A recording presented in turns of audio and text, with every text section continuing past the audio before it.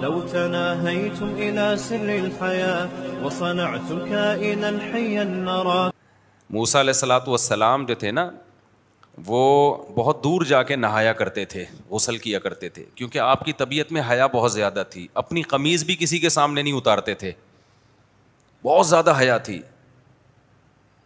تو جو فسادی لوگ تھے انہوں نے کہنا شروع کر دیا ان کے جسم میں کوئی بیماری ہے, برس کی داغ واغ پڑے ہوئے ہیں, اس لیے یہ اتنا زیادہ پردہ کرتے ہیں, اتنا دور جا کے نہاتے ہیں کہ ایک جسم کا حصہ بھی نظر نہ آئے. حالانکہ وہ تو شرم و حیا کی وجہ سے.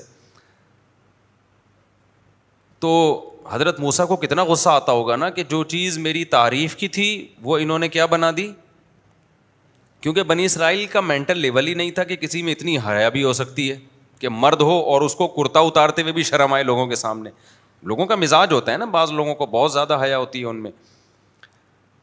تو اللہ تعالیٰ نے کیا کیا, اللہ تعالیٰ نے موسیٰ علیہ السلام پہ جو الزام لگ رہا تھا نا کہ ان کا جسم خراب ہے اندر سے, یہ اتنے چھپا کے رکھتے ہیں اس کو, نہاتے بھی بہت دور جا کے ہیں, کسی کو ذرا بھی باڈی نظر نہ آئے, تو اصل میں اندر سے معاملہ کیا ہے, خراب ہے, داغ واغ ہیں اور کوئی بیماری ہے ان میں. اتنا زیادہ انہوں نے پروپیگنڈا کیا نالائقوں نے کہ قرآن میں اللہ تعالیٰ نے فرمایا کہ فَبَرَّأَهُ اللَّهُ مِمَّا قَالُوا, اللہ نے موسیٰ علیہ السلام کو ان کے الزامات سے بری کر دیا. بخاری میں حدیث ہے کہ موسیٰ علیہ السلام کہیں دور جا کے غسل کر رہے تھے اور اپنے کپڑے اتار کے رکھے انہوں نے پتھر پہ, تالاب میں چلے گئے, پتھر کپڑے لے کے بھاگ گیا. بخاری کی حدیث ہے, پتھر کپڑے لے کے اللہ نے حکم دیا پتھر کو بھاگ جا بھائی تو. موسیٰ علیہ السلام باہر نکلے تو پتھر مارکیٹ سے شارٹ. موسیٰ علیہ السلام نے دیکھا پتھر آگے آگے جا رہا ہے نا, بھاگ رہا ہے, حضرت موسیٰ پیچھے پیچھے دوڑ رہے ہیں. تو پتھر حضرت موسیٰ علیہ السلام کو آبادی میں لے کے آ گیا, جہاں بنی اسرائیل جو فسادی لوگ اس طرح کی بات, سارے نہیں کر رہے تھے, کچھ لوگ کر رہے تھے. انہوں نے حضرت موسیٰ کا جسم دیکھا تو حدیث کے الفاظ ہیں کہ سب سے خوبصورت ترین جسم موسیٰ علیہ السلام کا. یعنی وہ حیران ہو گئے, کیا اللہ نے ان کو ایک فٹنس ہوتی ہے نا, یہ والے باڈی بلڈروں کی فٹنس نہیں جو اسپیڈ بریکر نکلے ہوئے ہوتے ہیں یہاں سے, اس کو لوگ سمجھتے ہیں کہ یہ حسن ہے, یہ کوئی حسن نہیں ہے. اللہ سب سے زیادہ پیغمبروں کو حسین بناتے ہیں. نبی صلی اللہ علیہ وسلم کا سینہ اور پیٹ برابر تھے. ایسا نہیں تھا کہ یہ سینہ نکلا ہوا ہے اور کمر بالکل یوں کر کے اور یہاں سے کٹس اور یہاں سے کٹس. یہ تو میں کسی باڈی بلڈر کی مذاق نہیں اڑا رہا, لیکن یہ کوئی نیچر نہیں ہے, یہ تو عجیب سے باڈی ہوتی ہے.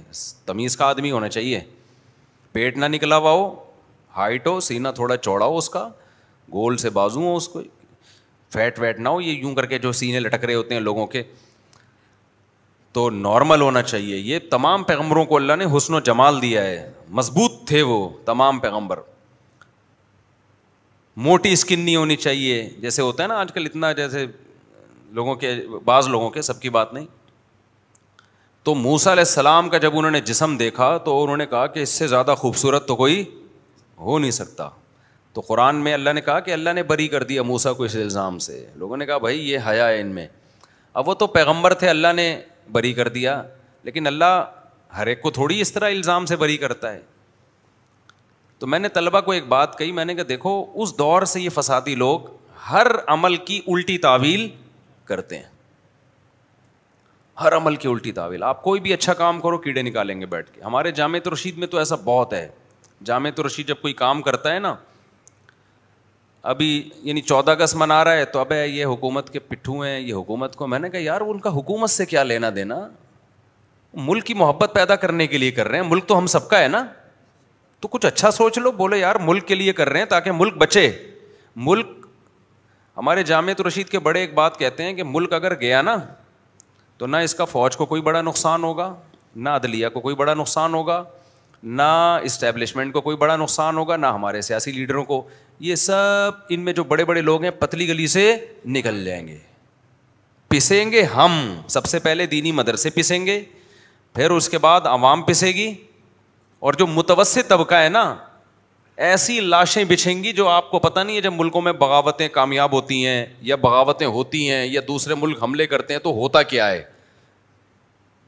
سمجھتے ہو کہ نہیں سمجھتے؟ تو ایک چیز کو اچھا وے میں سوچ لو کہ یار شاید یہ, لیکن ہر چیز کو قوم کا مزاج, اور یہ صحافیوں نے جو آ رہے ہیں ٹیلی ویژن پہ, جو مختلف اینکرز آ رہے ہیں, کچھ اچھے بھی ہیں, لیکن ایسی کھچڑی پکا دی ہے جب ہم سنتے ہیں نا تو نیندیں اڑ جاتی ہیں. جس کے دل میں تھوڑا سا بھی درد ہوگا وہ تو سوچے گا نا یار یہ قوم کو کدھر لے کے جا رہے ہو. تو اب میں جب یہ آیت پڑھتا ہوں نا کہ وَإِنَّهُ لَحَسْرَةٌ عَلَى الْكَافِرِينَ, کہ اے نبی یہ لوگ قرآن کا انکار کر رہے ہیں, آپ غم نہ کریں, یہ انکار قیامت کے دن حسرت کا ذریعہ بنے گا. قرآن میں بہت ساری اہل اسلام کی تسلی کے لیے آیتیں ہیں کہ آج ان کو مذاق اڑانے دو. اللہ نے حجت تمام کر دی. یہ کہتے ہیں نبی شاعر ہیں, تو اللہ نے کہا کہ انہوں نے تو کبھی زندگی میں ایک شعر نہیں کہا, یہ شاعر کہاں سے ہو گئے بھائی, کتنی معقول بات ہے یا نہیں ہے. کیونکہ قرآن کے جب آیتیں نبی صلی اللہ علیہ وسلم پڑھتے تھے اثر بہت ہوتا تھا,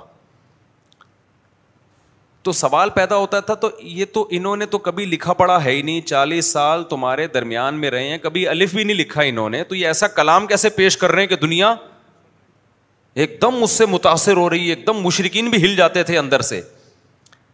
تو مشرکین کہتے ہیں اصل میں شاعر ہیں, تو اللہ نے کہا انہوں نے تو ایک دفعہ بھی شعر نہیں کہا.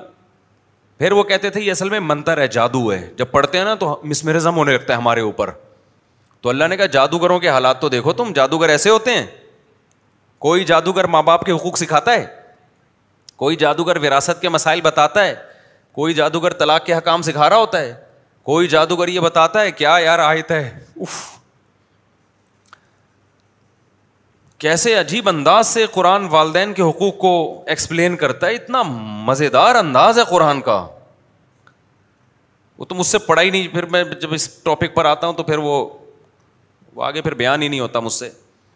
تو کیسے انداز سے اپنے حقوق اللہ بیان کرتا ہے, اپنے حقوق بیان کرتا ہے. میں نے یہ کیا, میں نے یہ کیا, میں نے ماں کے پیٹ میں بنایا, نحن خلقناکم فلولا تصدقون, ہم نے بنایا تو مانتے کیوں نہیں کہ ہم دوبارہ بنا سکتے ہیں.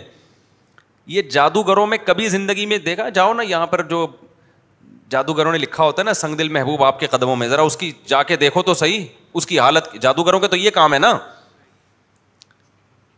کبھی کسی نے ماں باپ کے حقوق سکھانے کے لیے جادو کیا ہے بھائی؟ جادو شروع ہی سنگ دل محبوب, اور سنگ دل محبوب سے شروع ہو کے سنگ دل محبوب پہ کیا ہوگا, ختم ہوگا. ننگ دھڑنگ بیٹھے ہوئے ہوتے ہیں. تو قرآن کہہ رہے ہیں ان کی سیرت دیکھو, 40 سال تمہارے ساتھ رہے, اور کیا عجیب انداز ہے قرآن کا. قل انما اعظکم بواحدہ, اے نبی آپ ان سے کہہ دیجئے میں تمہیں ایک بات کہتا ہوں, ساری باتوں کو چھوڑو, سب باتوں کو چھوڑو بھائی, ایک بات کو فوکس کر لو. باتیں زیادہ ہو جاتی ہیں تو سمجھ میں نہیں آتی, تو ایک کو فوکس کر لو. ما بصاحبکم من جنہ, سارے مل کے اکیلے بھی غور کرو, اکیلے بیٹھ کے, جہاں کوئی چھیڑنے والا نہ ہو, ٹھیک ہے نا. کوئی نہ کوئی فسادی آئے گا تمہیں, کوئی صحافی کو تم سن لو گے, کسی اسکالر کو سن لو گے, وہ گھما دے گا تمہیں. بالکل نیوٹرل ہو کے اکیلے بیٹھ کے غور کرو, اور پھر اجتماعی سطح پہ بھی ڈیبیٹ کرو اس موضوع پر. ما بصاحبکم من جنہ, ایک بات تک تم لازمی پہنچو گے کہ محمد صلی اللہ علیہ وسلم مجنون نہیں ہیں, دیوانے نہیں ہیں. ہوا و حرص والا دل بدل دے, میرا غفلت میں ڈوبا دل بدل دے.